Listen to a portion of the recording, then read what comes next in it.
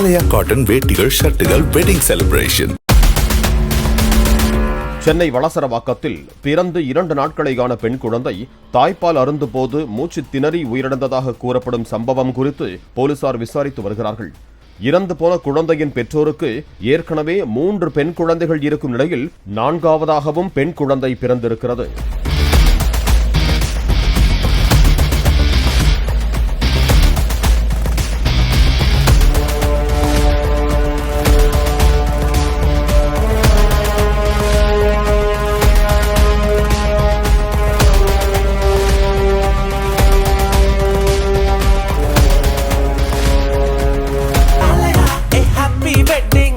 ஆலயா cotton வேட்டிகள் ஷர்ட்டுகள் wedding celebration.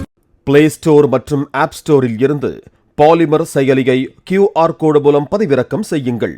செய்திகளை உடனுக்குடன் பெறுங்கள்.